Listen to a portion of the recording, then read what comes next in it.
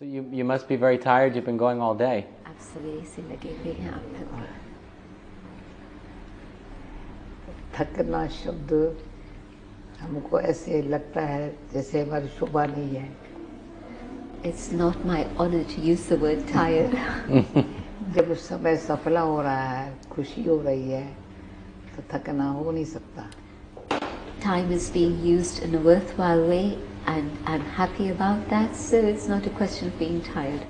मैं ब्रह्मा बाबा को देखती थी, कभी थकता ही नहीं था. तो मैं कहती थी जितना परमात्मा की इसको शक्ति मिली हुई है, मुझे भी ये थोड़ा देर देकर मैं थकूं नहीं. I used to see Brahma Baba, and we would see that he was tireless.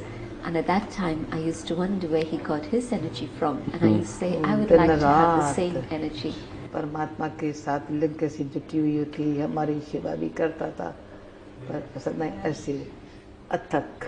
We saw that he was continually in that communication with that link with the Supreme, and as a result of that, he had such energy that he would be serving all of us and many others. उसके बारे I सुनाने never got बैठेंगे तो tired. आपकी और interview रह जाएगी. If I were to start sharing stories about him, your other questions would get left behind.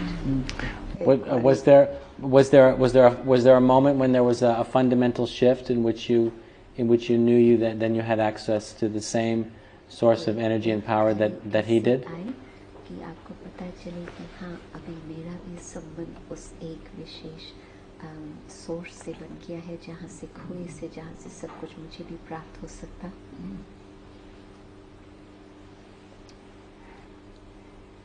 ये कि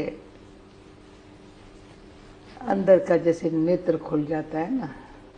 Yes, there was a moment when the inner eye opened. अपन को देखा ना तो And I मैं was क्या able हूँ. to see myself and know who I am. Brahma बाबा को देखती थी ना, इसका भी अंदर उससे डायरेक्ट परमात्मा से ऐसा कनेक्शन है जैसे शरीर इसका दिखाई नहीं पड़ता है. And when I'd see Brahma Baba, I'd see that there was such a direct link with God that it was as if his physical form was not visible.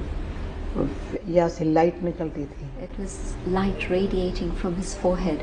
मुख से जो बोल कहते थे, ये नहीं बोल रहा है जैसे परमात्मा के थ्रू बोल रहा है और हमारे दिल को टच कर रहा है. It was as if he wasn't speaking, but he was an instrument for the divine to speak through him, and those words were touching our hearts. जो गीता पढ़ते भगवत गीता पढ़ते समझ में नहीं आता था, वो समझ में आने लगा अच्छी तरह से. I had studied the Gita and the scriptures, but hadn't understood, and तो now it was as जैसे if कि I could understand. माँ बाप बहन भाई जिसके साथ इतनी अटैचमेंट थी, ये सब मेरे ने. मैं अकेली आत्मा ईश्वर के घर से आई थी, फिर से ईश्वर की बन रही हूँ. There was this amazing experience through Brahma Baba looking at me, that awareness of God's remembrance, that I, the soul, am totally free from the consciousness of the body, detached from the body, and I am separate from this body, my relatives, mother, father, the whole physical world is quite separate, and I, the soul, belong to God. सब इस आँखों को देखते थे, तुमको क्या, बस मैं ईश्वर की हूँ. जैसे इंसान मरा हुआ होता है तो उसकी आँखें खुली, पर मरे हुए की अलग होती है. ये जैसे कि इस दुनिया से दूर है, एक ईश्वर के साथ है. It brought such a deep transformation. It was like when a person dies, then the whole world dies for that person. There's nothing. In the same way, death, of course, is a physical experience which is different. But in this case, it was like the soul became totally separate from the body, and it was a feeling that I don't belong to this world and nothing here belongs to me. इंसान जैसे कोशिश कर detach होना impossible है, कैसे होगा. परंतु शरीर के संबंधी है, ये तो विनाशी है, ये तो आज है कल न रहेंगे, कर्मों का हिसाब किताब है. If a person tries to be detached, it's usually quite difficult. But in this case, it happened in such a powerful, natural way, that state of detachment in which there was the awareness that all of the physical things and all physical relationships were temporary because they belong to the world of matter, and so had a finite limit to them. And I, the soul, am eternal. So what is the purpose of creation? In other words, why was the universe created? And therefore, why are we human beings here?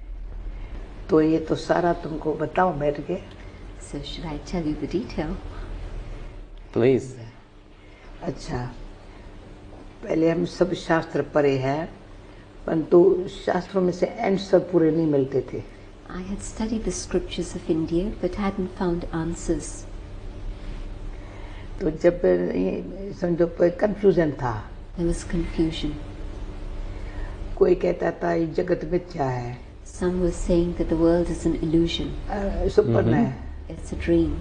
ऐसे कैसे मालूम मिथ्या है? जगत तो है ना. And yet I was seeing the world around me. How could I believe it's an illusion?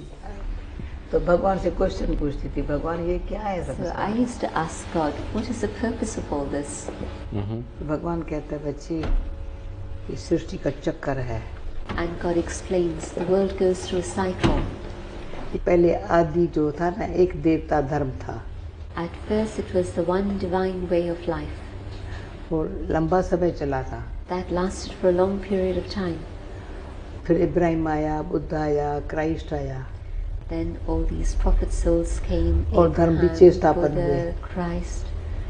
अब सब धर्म है जो है ना, सतो रजो तमो से पास करके सब धर्मों में धर्म की सत्ता चली गई है.